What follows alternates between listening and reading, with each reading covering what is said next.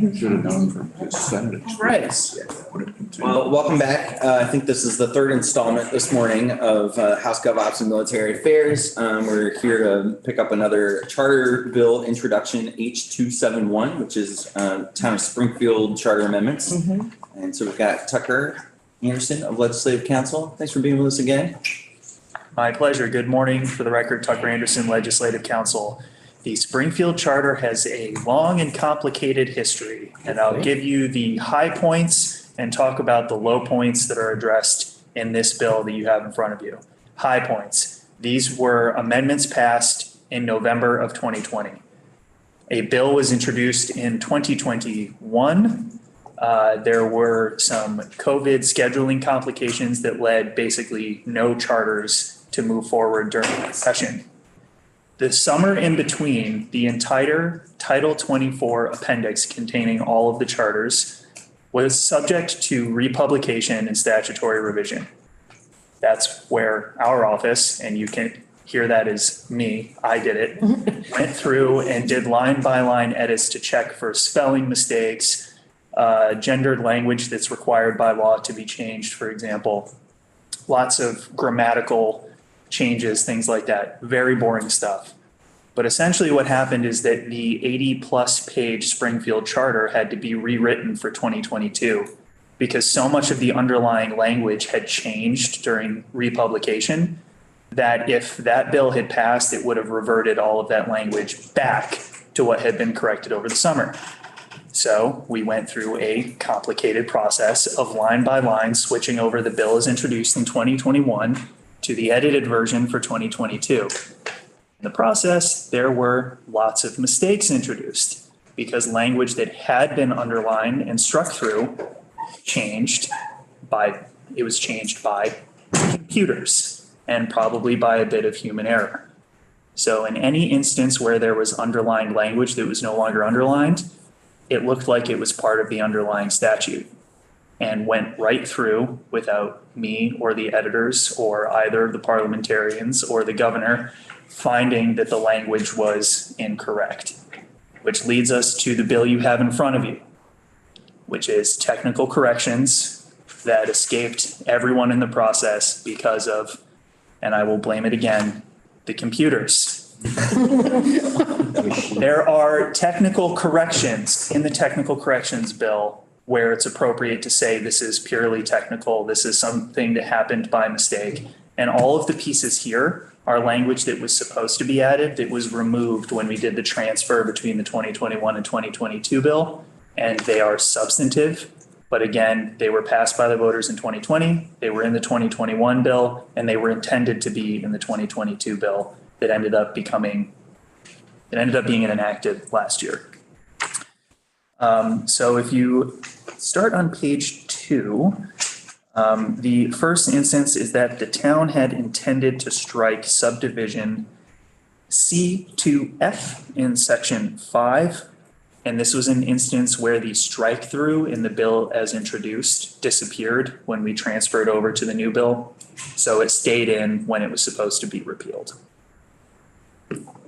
In section 11, in subdivision B1, concerning the procedures for charter revision and amendment, they had added a sentence saying that all voting members must be registered voters of the town. These are voting members of the Charter Review Committee.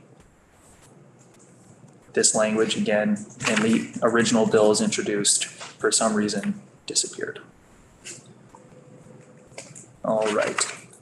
In section 22, we're on page 3 now.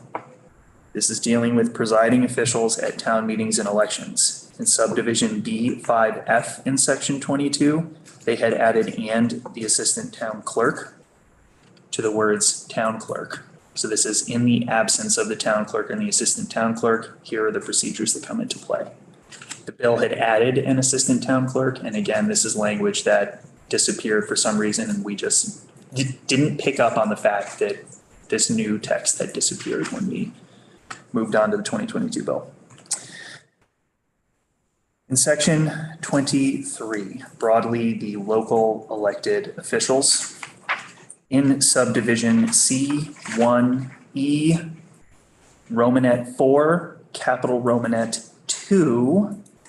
This is the elimination of reference to roll call voting during quorum votes of their bodies. They are proposing to replace that with the recording of minutes, and specifically the recording of each vote of the select board members at those meetings in the minutes. All right. Section 34 eliminates reference to grand juror. Grand jurors do not exist in general law anymore. Many charters have removed their charter-specific grand juror, and that's what Springfield wanted to do. And again, this is something that disappeared. Were there other instances when we did the Springfield charter where grand juror was struck and it was just this one got missed in the process? Yes. Okay. Section 42. All right. Under the drafting of the annual budget in subdivision 1, they had intended to add the budget advisory committee as a recipient of the unified administrative request from the town manager. Section 44. This is an instance where for some reason a strike through happened in the section heading, but was removed in the text of the section. So this used to be called the Capital Reserve Fund. And so they're striking capital in subsection A so that this matches. It's a conforming change. All right. In section 49,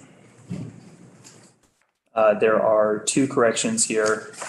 In subdivision A2, the word not was missing.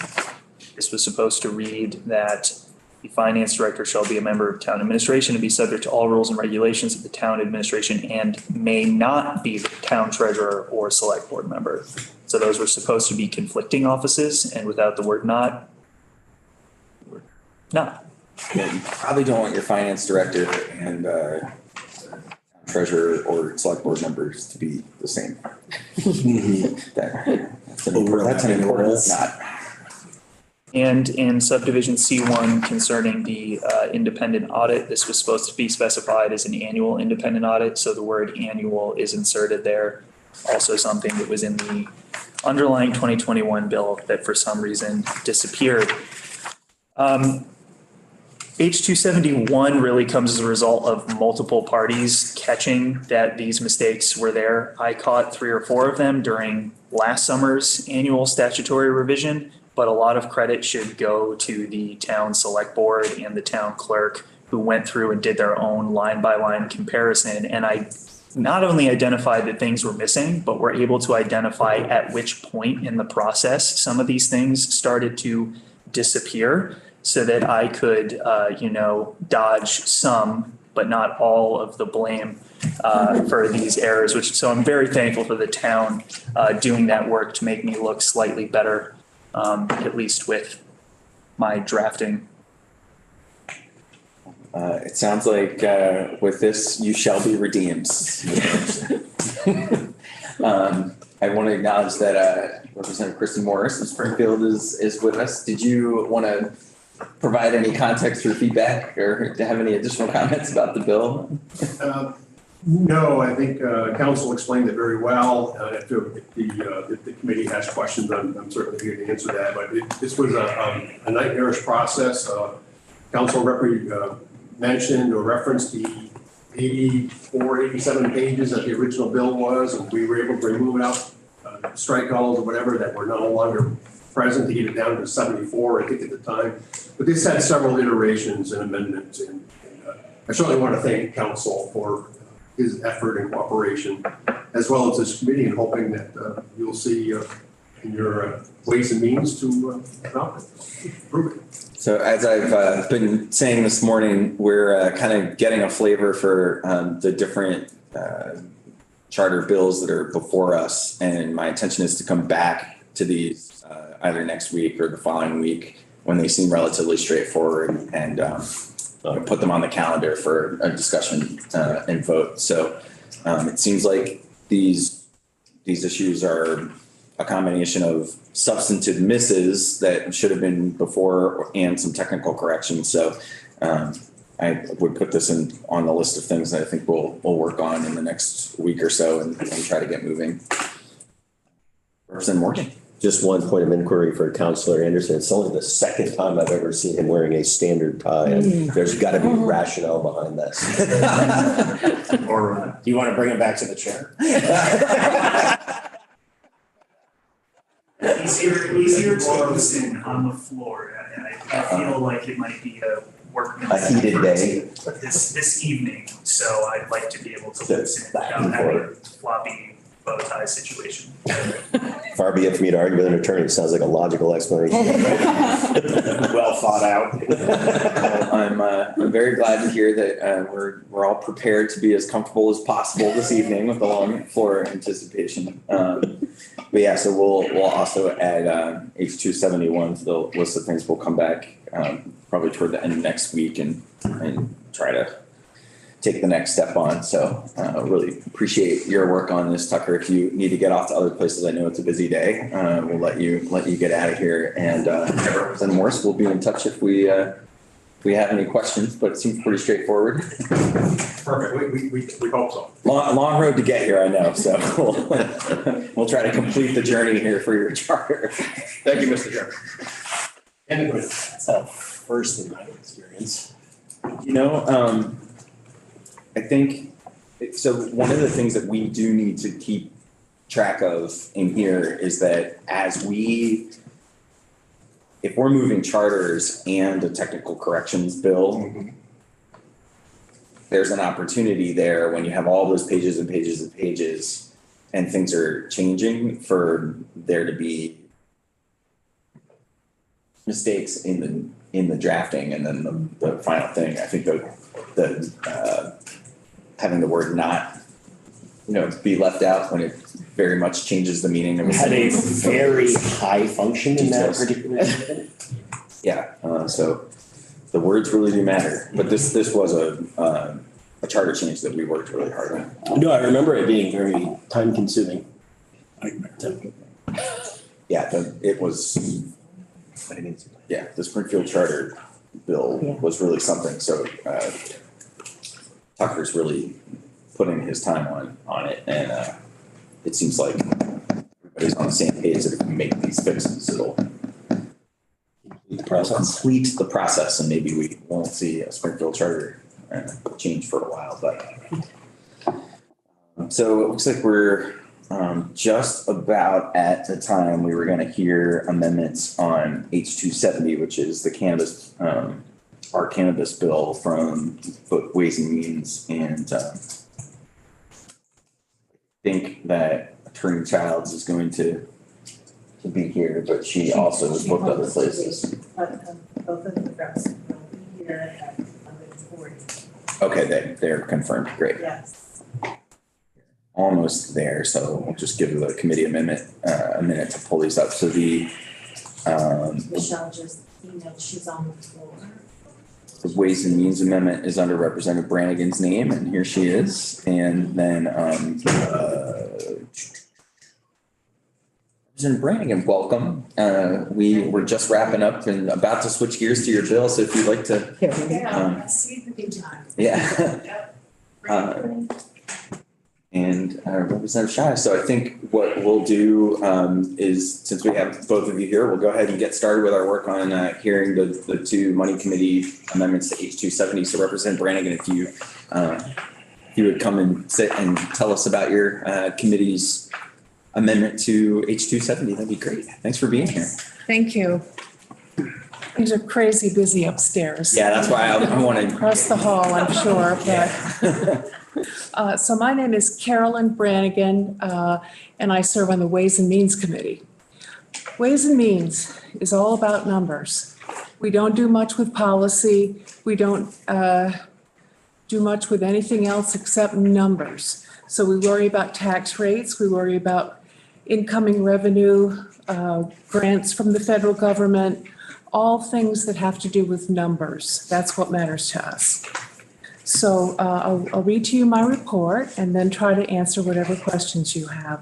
So H270, an act relating to miscellaneous amendments to the adult use and medical cannabis programs. The Ways and Means Committee looked at H270 specifically to the changes in fiscal expectations of the bill.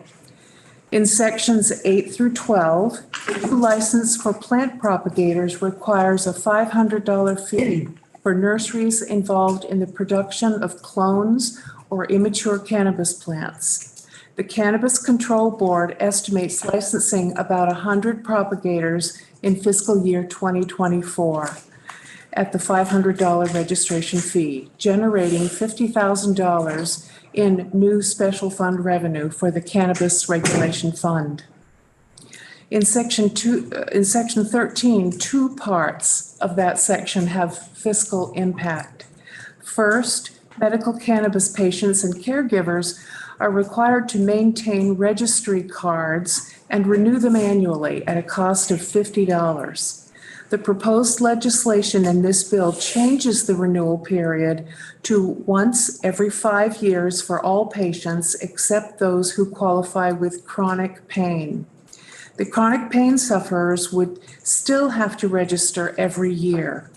According to the Cannabis Control Board, approximately 700 of the 3,700 patients in the medical program qualify for chronic pain and renew annually, while the remaining 3,000 would renew only every 5 years. So this creates a decrease in revenue of $120,000.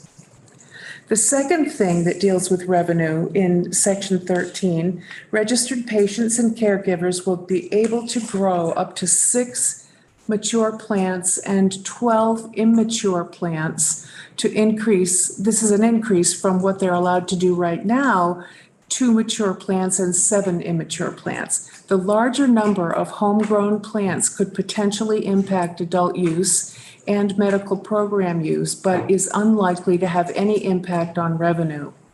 So overall, the change to the Cannabis Regulation Fund is approximately $70,000 in revenue loss. And again, in this discussion, it's a de minimis amount, something we wouldn't worry about. The Ways and Means Committee approved the bill on an 11-0-1 vote. And before I stop, I want to mention that in section 14, we decided to take out in section 14 in our amendment, along with a simple spelling correction. We took out section 14 and deleted it as what we were describing it as in committee as a move to the future. Why is there a fee on this for the dispensary fee? How was the amount established? No one could answer those questions for us. So we decided to take out that part of the bill, section 14, and not have a dispensary fee at all. Keep in mind, as you read through the bill, you'll see that there's an $850,000 appropriation for 3 positions and laboratory equipment for the quality control system. This is a transfer from the general fund into the Cannabis Regulations Fund. I brought, Michael, a copy of the joint fiscal report. If that would be helpful for your committee, shall I pass it around? Or I can. Sure, we usually eschew paper, but if you've got copies. I already made the copies. Yeah. So if the copies already exist, happy to take them and appreciate your work on the bill. I did just want to clarify on removing section 14, that section cut the dispensary fee for medical dispensaries significantly.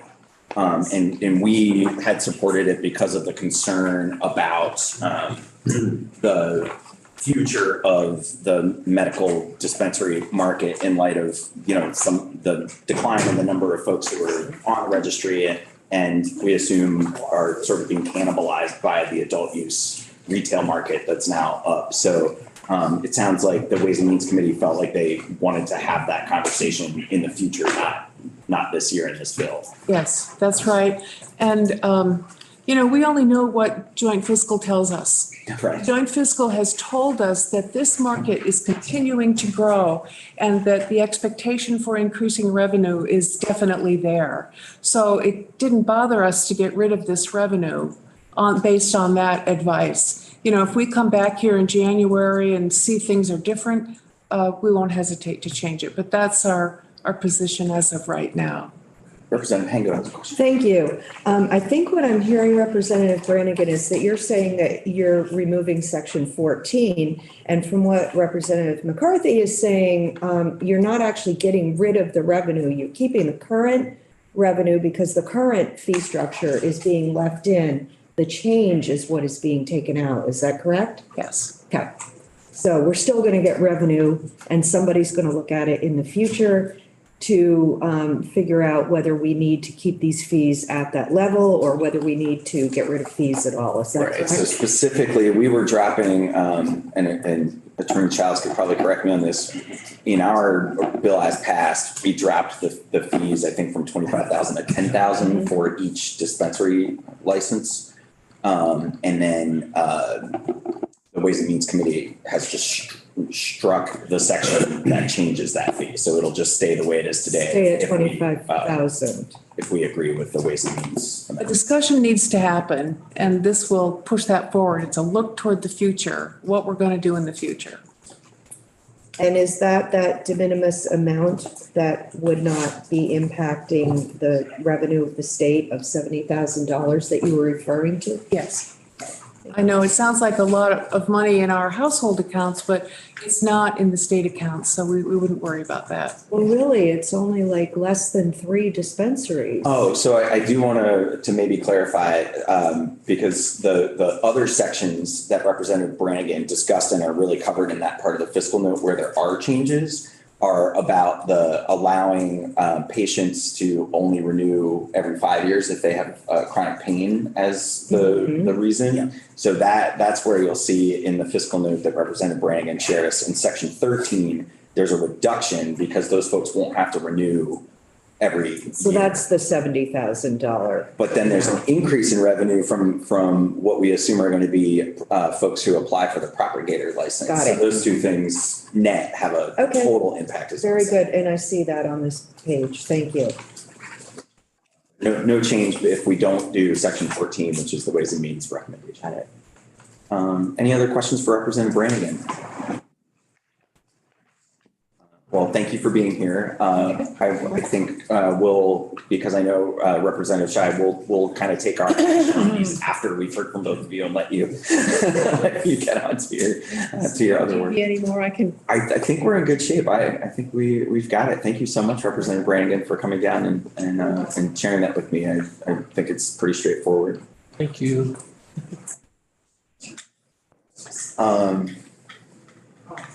Would you be okay if we'll hear Representative Scheid's thoughts on the appropriations amendment, and then maybe I'll ask you to come and just walk us through each one before we take our action. All right, thank you, Michelle.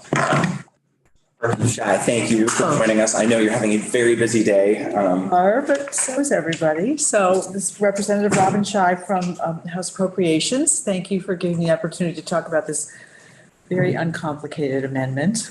I try to make it not too hard when I come into committees. We have 3 instances of amendment. Well, we have 2, but one covers 2 things. The first instance of amendment actually corrects the Ways and Means instance of amendment, their first instance of amendment, which in section 13, I'm using your draft 2.1, section 13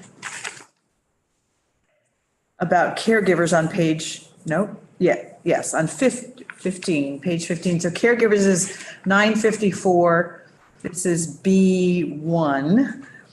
And when they made their amendment, and when you made the amendment too, you just started with the word conduct. And there needs to be some nouns and things before the word conduct. You don't start a sentence with a. So we put back in the board shall. So it says the board shall conduct. So the rest of the new language is. That's all we did. That was in both our original underlying Yes, HPW and Ways and Means. We struck it all, the whole thing out, and we put in the board shall. So now we have a complete sentence. We figured you'd think that was okay. So it's a complete strike of that section, adding back all the language that we had in there. I do whatever Ledge Council tells me to do. So yes, we got the board shall conduct. Understood, thank you. There's some fun in our days, right? And, okay, so the next thing we did in section, the second instance of amendment is we struck out sections 15 and 16. And the reason we struck them out is they were approved and signed, or not signed, but the Budget Adjustment Act was approved, is signed, is in law now. And we covered those in the Budget Adjustment Act, so we don't need them in here. I want to double check. So I completely agree on section 15. So 16, we had a different date, which was by the request of Ways and Means in the budget adjustment. It said November 1st, 2025. That was the date the legislature approved, not 2024. Okay, so that's in the BAA. Yes. We pushed that out 2 years. in the Yes, BAA. that was the request to do that. Yep. And the body approved that.